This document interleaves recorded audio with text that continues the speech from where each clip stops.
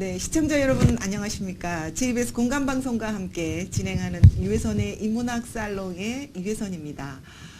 본격적으로 날씨가 추워지는 한겨울에 접어들고 있습니다. 이렇게 추운 겨울이 오면 여러분들은 더욱더 건강관리에 유의를 하셔야 될 것 같은데요. 여러분들은 건강관리를 어떻게 하고 계십니까? 대부분의 사람들은 그냥 운동을 열심히 한다든지 좋은 음식을 먹는다든지 또 필요할 때 휴식을 취한다든지 이렇게 누구나 다 똑같이 건강관리를 하고 계신데요. 근데 이 체질에 따라서 운동도 또 음식도 휴식도 이렇게 달라야 된다고 합니다. 그래서 오늘은 체질라이프 연구소에 우리 임동구 박사님을 모시고 이젠마 선생님의 사상체질을 바탕으로 해서 명강사로 지금 활동을 하고 계신데요. 우리 임동구 박사님의 체질과 건강 그리고 K-뷰티와 함께 아름다움과 미에 대한 어떤 그 생각 이런 것들을 가지고 오늘 여러분들과 함께 재미난 시간 한번 나눠볼까 합니다. 네, 박사님 이렇게 추운데 함께 자리해 주셔서 감사드립니다. 네, 안녕하세요. 네, 우리 시청자 여러분들에게 간단하게 인사 말씀과 함께 소개 한번 부탁드립니다. 네, 안녕하세요. 체질 라이프 스타일 연구소의 임동구입니다. 네. 저는 이재마 선생님의 사상체질을 가지고 개인 맞춤형 라이프 스타일 코칭에 대한 컨텐츠를 가지고요. 네. 재밌게 생활 속에 녹여내는 그런 일을 하고 있고 제 꿈은 이 체질 컨텐츠를 가지고 세계화의 꿈을 가지고 열심히 좀 뛰고 있습니다. 네. 근데 박사님 이제 세계화라고 말씀을 하셨는데요. 네. 이 브라질에서 네. 식품공학을 전공을 하셨잖아요. 네. 근데 그것도 좀 특이하거니와. 네. 근데 그 먼 데서 네. 우리나라 사람들만이 알고 있을 것 같은 그 네. 이젠마 선생님의 사상 체질을 이렇게 우리 체질에 연관을 시켜가지고 이렇게 하고 계신데 네. 굉장히 좀 놀라웠고 특이했었습니다. 이렇게 어떻게 그런 데 관심을 갖게 되셨죠? 네, 사실 제가 이제 사상체질학을 좀 더 열심히 공부하게 된 데에는 네. 사실은 브라질 의사들과 같이 네. 임상 연구를 제가 한 4번 정도 진행을 했습니다. 네네. 근데 그 이제 임상 연구를 진행하면서 제가 느꼈던 것은 뭐냐면 서양 사람들이 바라보는 사람과 네네. 동양 사람들이 바라보는 사람이 너무나 다르다는 것을 알았고 서양 사람들은 아무래도 이성적으로 사람을 바라보죠. 네, 그렇게 얘기할 수도 있고 네. 또 하나는 어쩌면 그들의 종교적인 문제일 수도 있는데요. 일단 그들은 사람은 하나다라고 보는 거죠. 하나다. 네, 그러니까 쉽게 얘기하면 하루에 네. 물을 몇 리터 먹으라고 하죠? 글쎄 페트병으로 한 병 네, 그럼 그 2리터잖아요. 2리터. 예. 그러니까 서양 아이들은 사람을 차별화 두지 않아요. 누구한테나 2리터예요. 그러니까 쉽게 얘기하면 네. 강수지도 2리터, 장미란도 2리터, 한민관도 2리터, 강호동씨도 2리터. 그건 좀 이해가 안 되네. 예, 그러니까. 근데 그럼 왜 그렇게 됐느냐? 네네. 그거는 서양 사람들이 사람을 하나로 보기 때문이에요. 그러니까 땀을 흘리는 사람이나 땀을 흘리지 않는 사람이나 다 똑같이 네네. 하루에 2리터를 먹으라고 하죠. 소금도 마찬가지죠. 땀을 흘리는 사람이나 흘리지 않는 사람이나 똑같이 하루에 5g을 먹어라. 또는 네. 여름에는 좀 땀 많이 흘리잖아요. 그러니까 좀 더 먹어야 되고. 예, 근데 방송에서는 그렇게 얘기를 하나요? 안 하죠. 안 하죠. 예. 그러니까 그게 바로 몇 그램만 먹어라. 그렇죠. 이렇게만 예. 이야기하죠. 그럼 그게 왜 그렇게 됐느냐? 네. 바로 서양 사람들은 사람을 특별히 구분하지 않는다는 거죠. 자, 그 영양학적으로도 남자는 하루에 2,800칼로리, 네. 여자는 2,400칼로리. 네네. 그들이 굳이 구분한다면 그 정도예요. 그러나 그 우리는 알고 있잖아요. 사람에 따라 사람에 따라서. 칼로리 섭취량이 달라야 된다는 네네. 것은. 네. 네, 그래서 그렇게 이야기하니까 정말 와닿는데 네. 오히려 서양 사람들이 굉장히 좀 꼼꼼하고 디테일하고 이렇게 사람을 따질 것 같은데 네. 그런 것은 우리나라의 이젠마 선생님의 사상 체질 이런 것들이 훨씬 더 구분을 세분화하고 있잖아요. 그렇죠. 지금 네. 현대에 와서 지금 맞춤형으로 좀 네, 바꿔가고 있으니까 네. 아마 더더욱 이제 사상 체질학이 이제 뜰 수밖에 없다라고 생각을 하고 저는 어차피 식품공학을 전공을 했기 때문에 네, 네, 네. 이거를 재밌게 생활 속에서 녹여내는 것이 네. 제가 할 일이라 생각하면서 좀 열심히 노력을 하고 그럴 수 있습니다. 있겠네요. 네. 그럼 우리 시청자 여러분들에게 네. 다 알고 계시겠지만 네. 이젠마 선생님의 사상 체질에 대해서 간략하게 4가지가 있잖아요. 네. 그죠? 소형이 소음이 이렇게 네. 간단하게 좀 정리를 해 네, 주시죠. 이재만 선생님은 관찰에 의해서 사람을 이제 넷으로 구분하셨는데요. 네, 네. 재미있는 것은 그 넷을 구분하는 기준이었어요. 기준이 정말 애매한 네. 것 같아요. 근데 그분은 사람은 장기의 강약에 따라 네 체질로 구분할 수 있는데 태양태음, 오장육부. 태양태음은 간과 폐의 관계, 소음 소양은 네. 췌장과 신장과의 관계예요. 그래서 태양인이라는 사람들은 폐의 기능이 강하고 간의 기능이 약한 사람들을 태양인. 아, 폐의 기능이 강하고 간의 기능이 약한 사람들은 이제 그 아까처럼 태양이라고 말씀드린 것처럼 네, 네. 있고 거꾸로 네. 간의 기능이 강하고 폐의 기능이 강하신 분들은 이제 태음이라고 했던 거죠. 아, 그리고 또한 소음과 소양은 결국 소화 기능이 아주 발달한 사람들, 췌장, 그래서 그 사람들은 소양인. 네. 그리고 소화 기능이 떨어지고 오히려 네. 신장, 결국 비뇨기가 발달한 사람들은 소음. 이렇게 해서 네 종류의 사람을 아주 재밌게 구분을 하셨는데 네. 저도 정말 너무 신기해요. 저도 이걸 공부하고 있지만 네. 어떻게 그 당시에 네. 엑스레이도 없었는데 네, 그렇게 그게 좀 그러니까 외국 사람들 보기에 이게 과학적인가, 네. 믿을 수 있는가 이렇게 따질 수도 있죠. 근데 사실은 과학적이다는 거에 대해서 좀 생각해 보셔야 돼요. 어떤 게 과학이냐. 그리고 과연 지금 우리가 이거를 과학적으로 풀지 못하는 초과학 이야기를 네. 과학이라는 것을 내세워서 꼭 이야기할 수 있냐는 한 번쯤 저는 생각해 봐야 된다고 생각을 역시 합니다. 박사님 이제 이 사상 체질 네 가지 사상 체질을 가지고 이제 지금 이제 연구소에서 네. 이 라이프 스타일 연구소에서 이제 여러 가지 이제 재미있는 일들을 많이 하시잖아요. 요즘 네. 뭐 강의도 많이 하시고 네. 프로그램도 많이 진행하시고 하는데 뭐 구체적으로 라이프 스타일 연구소에서는 지금 어떤 일들을 하고 계신지 우리 시청자 여러분에게 소개를 좀 해주시죠. 네, 이제 제가 이제 사상체질학을 처음에 왜 제가 연구하게 됐는지를 한번 네. 말씀을 드릴게요. 네네. 제가 사실은 이제 브라질에서 박사를 받고 한국에 왔을 때 몸무게가 62kg로 왔어요. 굉장히 그때 야위인 거죠? 네, 그러면? 그때 이제 신경성 위염 때문에 네. 그래서 저희 형이 이제 보약을 사줬는데 그 보약에 사실은 녹용이라는 성분이 들어 있었고 녹용. 예. 어쩌면 딱 그게 아닐 수 있지만 어떻게 됐건 제가 그 보약을 먹고 네. 3kg나 빠진 거예요. 오히려 더. 네, 오히려 더. 네. 뭐 정말 화장실만 갔어요. 그런데 그래서 내가 너무 이상했죠. 아니 몸을 좋아지라고 제가 거금을 들여서 보약을 사 먹었는데 네. 몸이 나빠지니까 그래서 이제 제가 종로서적으로 달려갔어요.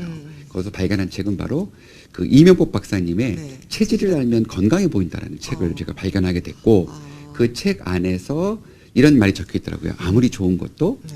체질에 내 따라서 체질에 맞지 않으면 독이 될 수 있다. 사실 이제 그게 제가 처음에 관심을. 자상체질에 관심을 갖게 된 거고 네. 그 다음에 이제 브라질에서 의사분들과 임상을 하면서 네. 사실은 이제 이게 꼭 체질이 접목돼야 되겠다 생각을 했습니다. 네. 그러면서 이제 라이프 스타일로 풀어보는데 네. 진짜 처음에 시작했는 사실 식품이었죠. 그렇죠. 식품도 체질에 따라 네. 그러면서 네.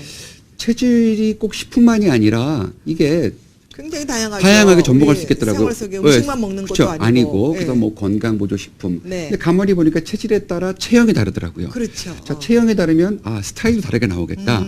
그래서 뭐 이미지 메이킹이라든지 아니면 옷 입는 거. 그다음에 가만히 보니까 체질에 따라 컬러도 다를 수 있을 것 같아요. 예. 그러다 보니까 이제 컬러를 접목시킨 거.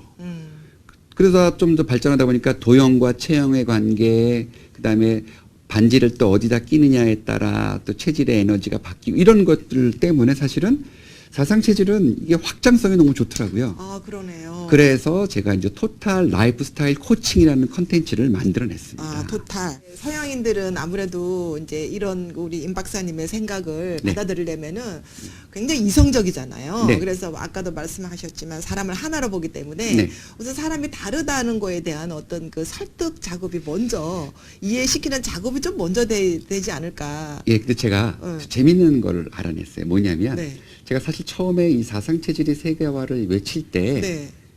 본 게 있어요. 사실 제가 막 만들어낸 게 아니라 벤치마킹이에요. 뭐냐면 바로 인도의 아유르베다라는 체질학이 있습니다.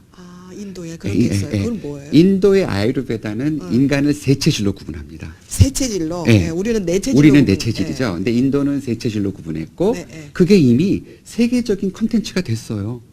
여기는 세계는 뭘로 구분을 해요? 거기는 설문지를 쓰는데요. 거기도 설문지. 네. 설문지에서 체질을 분석하고 네. 거기도 그냥 관찰에 의해서 네. 사람의 체질을 이야기해줘요. 과학적이지 않아요. 근데 세계적인 컨텐츠예요. 그리고 혹시 아베다라는 브랜드의 화장품을 들어보셨나요? 예. 저도 가끔 쓰고 그렇죠. 하거든요. 예. 백화점 가면 어디나 1층에 딱 자리 잡고 있죠. 네네. 그들이 바로 만들어낸 화장품. 그리고 아베다. 아베다가 바로 아유르베다에서 나온 맞춤 화장품, 체질별 맞춤 화장품이 아베다예요. 근데 아베다도 뭐 다른 사람들 다 쓰잖아요. 아니 원래 걔네 시작은 네. 맞춤이었어요. 아, 근데 지금은 이제 세계화. 근데 걔네들도 그 매장에 가시면 체질 분석을 해줍니다. 아, 그리고 또 그래서 하나 이제 재밌는 거, 맞게, 예, 예. 전 세계 스파에 꼭 들어가 있는 컨텐츠 하나가 바로 아유르베다 스파 프로그램이에요. 들어봤어요. 그래서 예, 예. 뭐 스웨디시드 마사지도 있고 뭐 타이 마사지 이런 것처럼 네네네네. 아유르베다 마사지가 있어요. 그래서 제가 대한민국의 사상 체질을 가지고 세계 최고의 스파 프로그램을 만들 수 있겠다. 그리고 이것을 응용해서 화장품을 만들면 아베다보다 더 성장할 수 있겠다. 왜냐하면 아유르베다는 3, 4천 년 전이에요. 네, 사상 체질학은 130, 40년 전입니다. 훨씬 더 우리 현대에 가깝게. 그렇죠. 예, 좀 더 과학적이고 논리적이에요. 그리고 좀 대한민국 정부가 2006년부터 2015년까지 약 1,000억이라는 돈을 투자해서 이즈마 프로젝트를 진행을 했습니다. 그래서 상당히 많은 부분을 과학화 시켜놨어요. 그래서 네. 저는 더더욱 더 나름대로 이거 그 어떤 의학적인 개념으로 가려면 서양 사람도 설득시키기 어렵겠지만 네. 그래서 제가 더더욱 더 이 라이프 스타일로 접근하는 게 네. 라이프 스타일로 접근하면은 굳이 이게 꼭 그들이 원하는 과학적이지 않더라도 동양의 신비로서만으로도 얼마든지 하나의 컨텐츠로는 성장할 수 있겠다는 건 사실 봤습니다. 아니 박사님은 그리고 또 미생물이나 식품공학 쪽에 또 박사님이시기 때문에 직접 화장품을 만드신다든지 뭐 그렇게 해도 될 것 같아요. 네, 사실은 제가 브라질에서 여성 갱년기 임상을 한국 벤처가 개발한 콩 속에 있는 이소프라본 가지고 제가 네네. 임상을 했어요. 네. 그래서 사실 그때 브라질에서 굉장히 센세이션을 일으켰습니다. 그래서 그때 결국 콩 이소프라본이 여성 갱년기 증상을 완화시킨다는 논문을 써서 미국의 아주 유명한 산부인과 학술지에 실습니다. 그것 때문에 사실은 브라질에서 제가 좀 유명해졌고요. 그것을 업고 제가 사실은 그 화장품 회사에 스카웃됩니다. 그래서 저는 10년 동안 화장품 회사에서 먹고 바르고라는 개념의 그 화장품 컨텐츠를 개발을 했었고요. 특히 브라질은 한국과 다르게 의사 처방전에 의해서 화장품을 그 만들어주는 그런 시스템이 세팅이 되어 있습니다. 한국은 그게 불가능한데요. 브라질은 그게 가능합니다. 그래서 사실은 제가 이거 이렇게 맞춤형으로 화장품을 개발을 하면 이거 전 세계적으로 대박 칠 수 있겠다. 왜냐하면 지금 가장 떠오르는 게 맞춤형 화장품이거든요. 그래서 제가 지금 열심히 지금 개발하고 있습니다. 근데 지금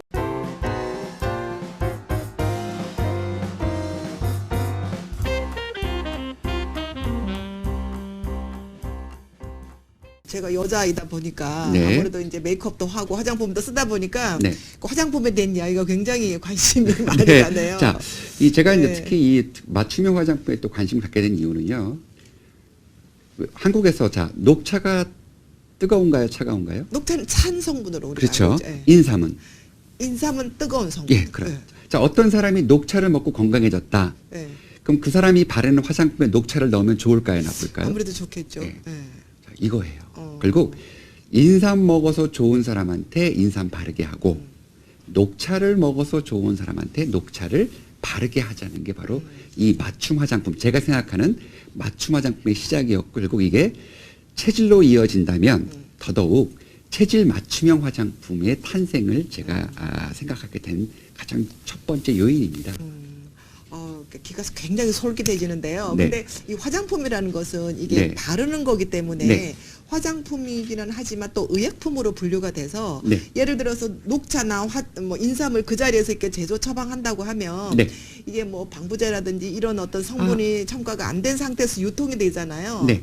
그럼 이게 보관상의 문제나 뭐 변질상의 문제나 의약상의 문제나 이런 것들이 있을 텐데 이거요. 예. 두 가지로 보시면 돼요. 예. 스파에서 그 자리에서 만드는 거 얼마든지 가능해요. 스파는 그냥 한번 샤워 예, 목욕하는 그쵸. 개념이니까. 그러니까 그거. 예. 근데 화장품은 사실은 인삼을 쓴다고 해서 인삼을 갈아 쓰는 건 아니고요. 예. 지금 인삼이든 당기든 녹차든 다 화장품 원료화를 해놨습니다. 그러니까 다 나름대로 처방을 해놓고 이렇게 이제 조제하듯이 이렇게. 예, 그러니까 화장품 원료, 화장품 원료화된 녹차 추출물, 네네. 화장품 예. 원료화된 당기 추출물, 그렇죠. 네. 화장품 원료화된 인삼 추출물을 앞에 놓고 소음인이 왔을 때 들어가는 식물 추출물 다르게 하고 네네. 태양인이 왔을 때 다르게 하고 네. 소음인이 왔을 때 다르게 한다는 게 제가 생각하는 겁니다. 그래서 아. 요거는 어떻게 보면 그 다른 나라 그리고 서양에서는 절대 생각하지 못하는. 그렇겠네요. 예. 네. 그리고 중국도 사실은 이런 비슷한 개념이 있어요. 음양오행이 있으니까. 네, 네. 근데 이제 중국의 음양오행과 한국의 사상체질의 다른 점은 네. 한국은 유전이에요. 한 번 정해지면 절대로 변하지 않아요. 아, 한번 체질이 되면 네. 그래서 재미있는 거는 그리고 엄마 아빠의 체질을 따라가는데 네. 엄마 아빠의 체질이 태음인이면 아이들은 태음밖에 태어나지 않아요. 이게 중국이 말하는 음양오행과 관련된 어떤 그 시스템과 네. 한국이 말하는 사상체질이 말하는 시스템이 다르다는 게 바로 이 포인트입니다. 그래서 체질학은 정해진 체질이 결정났으면 거기에 따라 좋은 컬러, 좋은 음식, 좋은 화장품 원료, 좋은 아로마가 결정된다는 거죠. 정해져 예. 있다. 예. 그 결정된 걸 가지고 계속 그 사람한테 맞춤식으로 화장품을 해준다면 네. 훨씬 더 효율적이고 네. 좀 더 이렇게 크레딧이 생기고 네, 네. 그리고 마치 마일리지 카드처럼 네. 그 사람은 계속해서 그 화장품을 쓸 수밖에 없다는 건데요. 네. 제가 사실은 브라질에서 어떤 걸 봤냐면 의사가 처방을 해주는데요. 레티놀 처방이 네. 2%부터 15%까지 처방을 해주더라고요. 그러면 2%와 15%는 7배의 차이잖아요. 네, 네. 그러니까 어떤 사람은 2% 좋았고 네. 어떤 사람은 15%까지 가도 네. 좋았고 부작용이 안 나는 사람도 있었다는 거죠. 어. 자, 그만큼 그들은 몰랐지만 음. 어찌됐건 직접 해봤을 때 그런 차이를 느끼게 됐던 거고 네, 네. 저는 처음부터 아예 레티놀이 맞는 사람한테는 약간 고농도로 레티놀이 안 맞는 사람한테도 분명히 나름대로 기능이 있을 테니까 저농도로 써주면 괜찮거든요. 아니면 또한 다른 원료와 같이 브랜딩함으로써 기능은 같이 가되 네. 부작용을 줄여주는 방법으로 얼마든지 네. 맞춤식 화장품을 제조할 수 있다는 게 제가 생각하는 겁니다. 그러니까 우리 박사님이 또 이게 아름다움, 미와 아름다움에 대해서 또 상당히 또 일가견이 계시더라고요. 강의하시는 거 들어보니까. 네. 근데 박사님이 생각하시는 미와 아름다움을 어떻게 정의를 하시고 싶으신가요? 네, 저는 이제 체질을 공부하다 보니까 어떤 생각을 하게 됐냐면 네.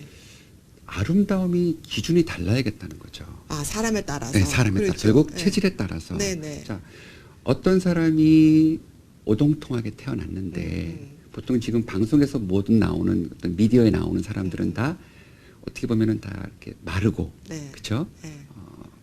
이렇게 탤런트로 얘기하면 가수는 이렇게 하면 강수지 같은 네. 강수지 씨 같은 그런 네. 스타일을 딱 스탠다드화 시켜놨잖아요. 네, 네.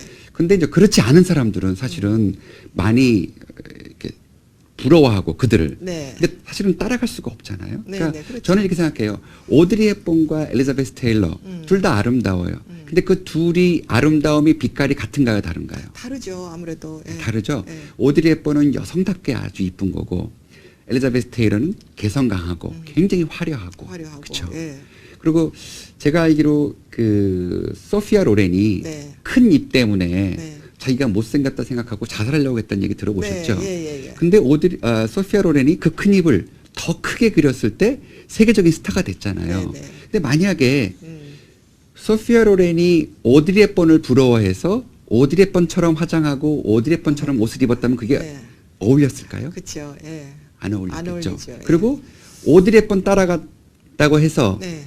소피아 로렌이 오드리 헵번이 되나요? 네. 안 되죠. 네. 그래서 저는 아름다움의 기준은 타고난 내 유전자에 따라 타고난 내 체형과 내 몸매를 더 잘 부각시키는. 그게 이제 개성이라고 그렇죠, 개성. 예. 그러니까 결과적으로 넓은 어깨를 가진 여성이 네. 좁은 어깨를 가진 여성을 따라갈 수는 없잖아요. 네, 네. 그러니까 오히려 그거를 더 부각시키고 나만의 아름다움을 가꾸는 게 결국 경쟁력에서 이기는 거지. 지금처럼 어떤 아름다움을 하나의 기준으로 놓고 자꾸 놓고. 이야기를 하면 네. 사실은 많은 사람들이 불행해질 수밖에 없잖아요. 그리고 따라한다는 건 결국 절대로 이길 수 없어요. 나만의 아름다움 가꾸는 것. 결국 내 체질에 따라 나만의 아름다움을 가꾸는 것이 진정한 아름다움이라고 생각을 합니다. 그러니까 나만의 아름다움이 이제 뭔가를 아는 게 굉장히 중요한데 그게 이제 우리 인문학적 접근으로 하면 나 자신을 이제 아는 거죠. 자기 그리고 자신이 이제- 어떤 예. 스타일이고 네. 어떤 체질인지. 예. 사실 이제 저 같은 경우도 제가 당연히 꿈꾸는 거는 아놀드 슈왈츠네거가 되고 싶죠. 근데 저 같은 사람이 아무리 운동을 해도 몸은 아놀드 슈왈츠네거가 안 되거든요. 그렇죠. 되는 사람이 있어요. 네. 자, 한민관 씨 같은 분이 네. 막 운동한다고 해서 아놀드 슈왈츠네거 몸이 될까요? 그건 아니거든요. 이렇듯 I can do it을 전 제일 조심해야 된다고 생각해요. 무조건 하면 된다. 이거는 그건 아니라는 거죠. 이거는 뭐 밀어붙이는 우리 시대의 네. 과거의 시대의 네. 이야기고. 네, 그래서 타고난 유전자 네. 그리고 체질에 맞는 나만의 아름다움, 나만의 멋을 가꿀 때 가장 경쟁력 있고 네. 지금 우리가 지금 벌써 그 4차 산업혁명 시대에 들어갔지 않았습니까? 네, 이제는 어떤 노력만 하고 지식만 쌓는다고 해서 그 사람이 성공하거나 그 사람이 어떤 많은 사람들의 영향을 미친다고 생각하지는 않습니다. 네, 네. 그래서 자신만의 아름다움 가꾸기 결국 내 체질을 알고 나만의 아름다움 가꾸는 사람이 됐으면 하는 제가 바람이 있습니다. 네, 박사님하고 이야기를 하다 보니까 체질에 따라서 또는 유전자에 따라서 이렇게 막 다르다 이렇게 이야기하는데 네. 생명공학을 전공하셨잖아요. 네. 생명공학에서 게놈 프로젝트에 대해서도 요즘도 관심을 가지고 네. 이것도 뭐 체질이나 화장품에 또 연관이 되나요? 아, 저는 지금 사실은 이제 어떤 벤처 기업과 어떤 연구를 조금 뭐 연구라기보다는 제가 사실 응용을 했는데요. 네. 요즘에 어떤 게 가능해졌냐면요. 피부 유전자 분석하는 게 가능해졌습니다. 아, 그게 예, 가능해요? 예. 네. 그래서 아주 간단하게 네. 그러니까 피부 상피세포를 입에서 뜯어서 네네. 연구소로 보내면 네. 피부 유전자를 분석해 주는데 아. 어떤 게 나오냐면 당신은 햇빛에 약합니다. 그리고 자외선에 약합니다. 아. 당신은 활성산소에 약합니다.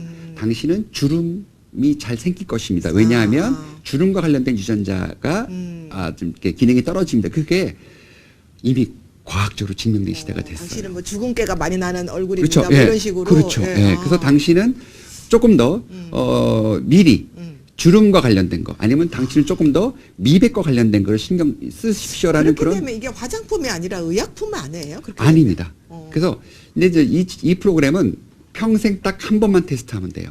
당신은 이런 유전자 갖고 태어났습니다. 이런 이야기거든요. 네네. 자, 이거를 화장품으로 갖고 오거나 건강보조식품으로 갖고 올 수가 있어요. 왜? 당신이 타고나기를 항산화 능력이 떨어진다고 나오는 거니까 그러니까 쉽게 얘기하면 이거예요. 어떤 사람은 양주를 한 병 먹잖아요. 근데 끄떡 없어요.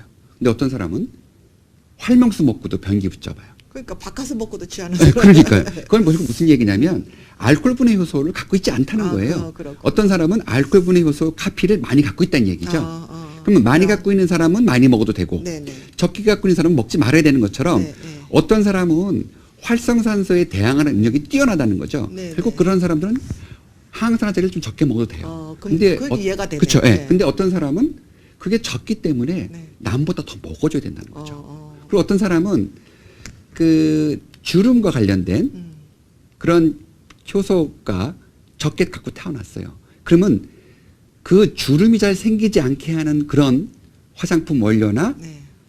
건강보조식품을 먹어주면 네. 예방이 된다는 거죠. 아이고 박사님 이야기 들으니까 이제 100세 시대잖아요. 우리가 이제 화장품만 잘 바르고 이렇게 자기의 체질에 맞는 이 건강 보조식품만 잘 먹어줘도 100세까지 건강하게 살겠다는 생각이 드는 거거든요. 예, 그래서 사실 이제 세상이 어떻게 변했냐면요. 네. 이제는 미리미리 예. 내가 어떤 유전자를 갖고 태어난지를 알기 때문에 예. 무엇을 더 조심해야 되는지를 알 수 있게 됐다는 거죠. 그러면 이제 질병도 아무래도 안 생기고. 그렇죠. 예. 근데 그거를 의사들한테 가면 네. 그거는 이제 의학 쪽이고 네.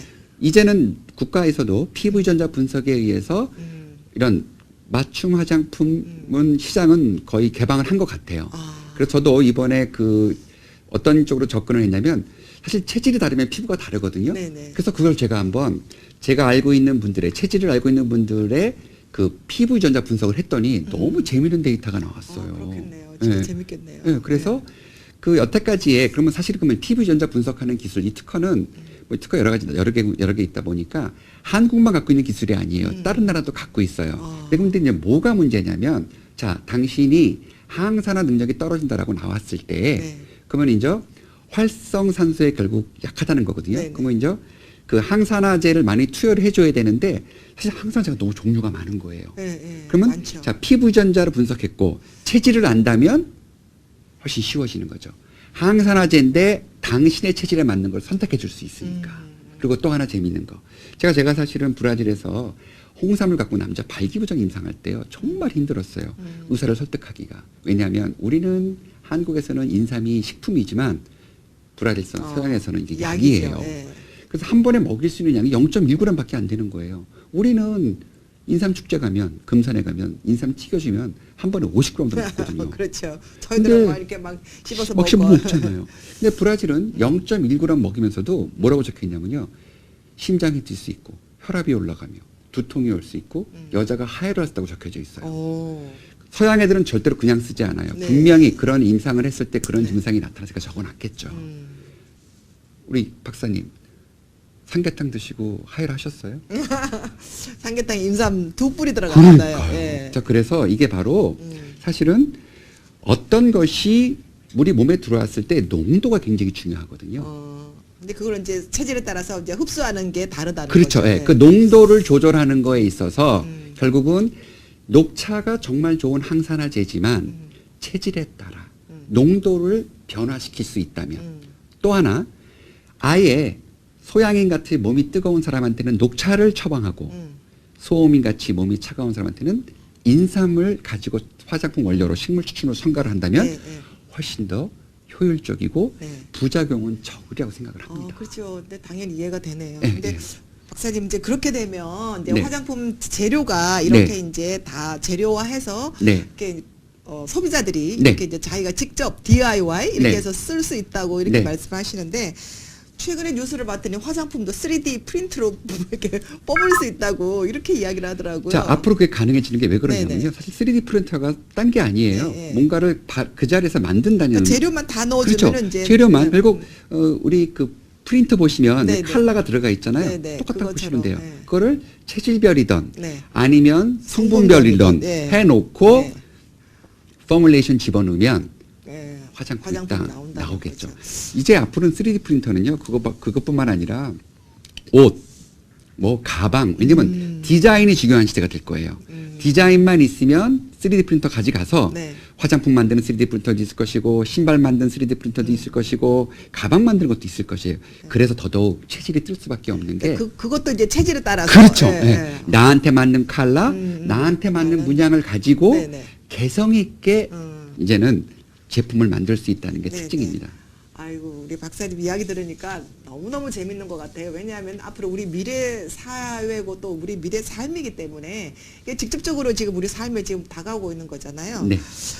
체질 라이프 연구소가 지금 중국에도 지금 진출을 하셨죠? 예, 지금 글로벌화 하신다고 하셨는데. 네, 제 제자 한 네. 분이 지금 일단 중국에 가서 네. 체질 맞춤 그 미용 프로그램을 좀 진행을 하고 있고요. 네, 네, 네. 또 저 개인적으로는 네. 지금 아직 결정은 나지 않았지만 네. 2군데 회사와 함께 아. 지금 제주도에 진출하는 중국 기업에서 네. 하는 네. 그 어떤 그 헬스케어 센터에 네. 지금 마지막 지금 서류가 올라가 있는 상태고요.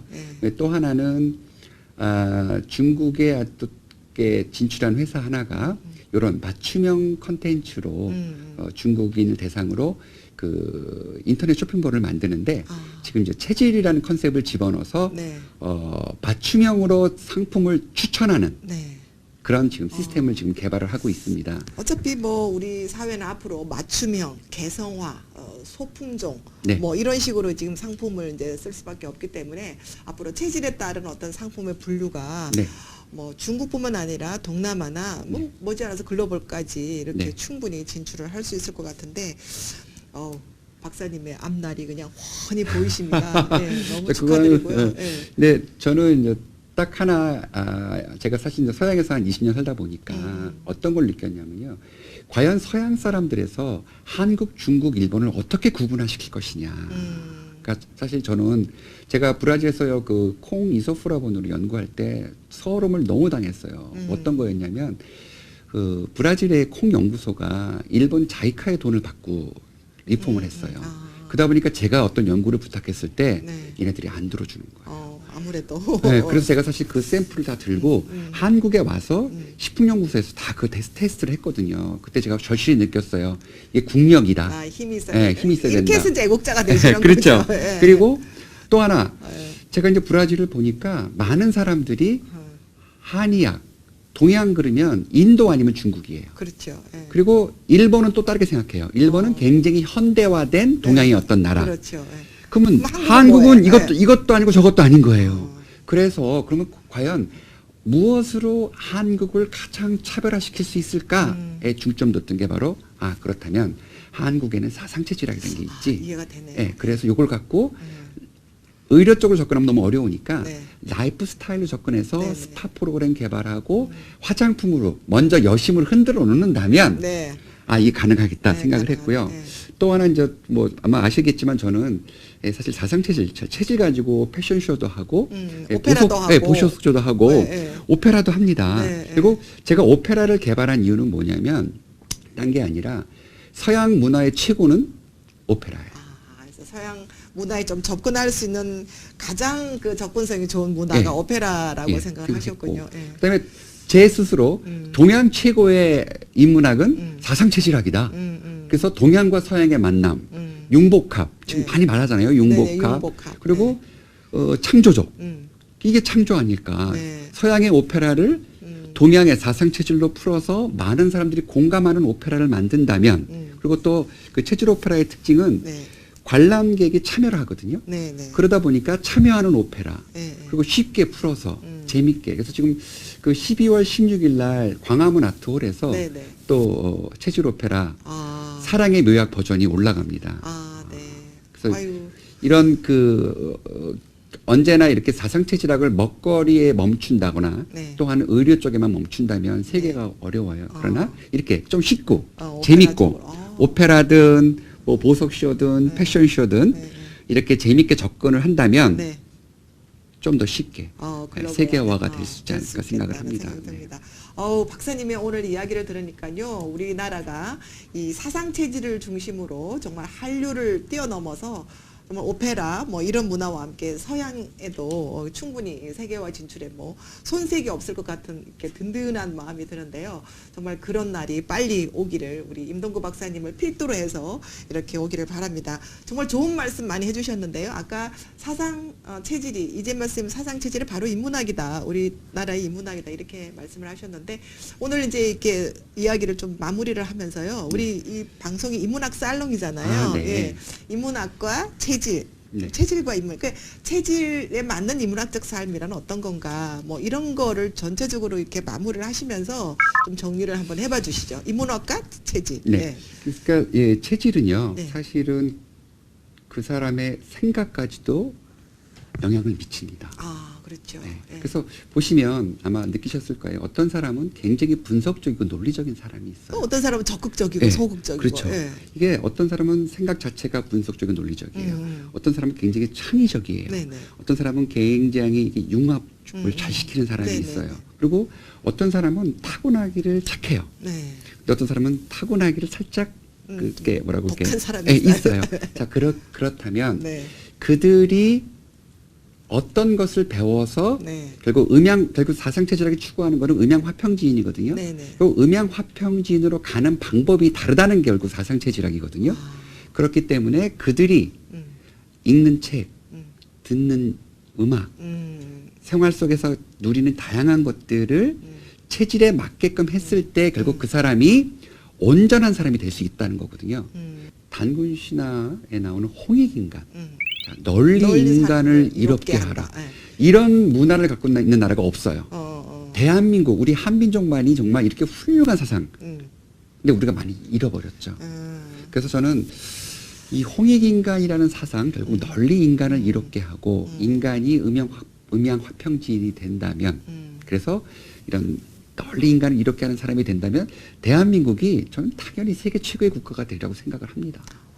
정말 저는 오늘 우리 그 임동구 박사님을 단순히 사상 체질에 대한 이야기 또 뭐 뷰티나 뭐 에스테틱이나 이런 게 분야 산업에 관한 이야기를 해주실 줄 알고 이렇게 초대를 했는데 이렇게 음양 화평지인 우리나라의 홍익인간까지 널리 사람을 이롭게 하는 것이 바로 이 사상체질의 기본을 두는 정신이다라는까지 말씀을 해주셔서 이 앞으로 이재만 선생님의 사상체질 앞으로 무궁무진하게 이렇게 발전할 수 있을 것 같다는 생각이 듭니다. 여러분들은 음인이십니까? 양인이십니까? 음인이든 양인이든 이 세상을 널리 화평하게 이렇게 함께 더불어 살아간다라는 생각을 가지시고 여러분 체질이 뭔지를 한번 살펴보시기 바랍니다. 오늘 우리 체질라이프 연구소의 임동구 박사님과 함께 여러 가지 재미있는 이야기 많이 나눠봤는데요. 예, 여러분들의 사상 체질에 맞게 건강하게 여러분들의 생활을 디자인할 수 있는 그런 사람 되시기 바랍니다. 네, 박사님 오늘 이렇게 나와주셔서 감사드립니다. 네, 감사합니다. 감사드립니다. 네, 감사합니다. 다음에 또 뵙겠습니다. 네.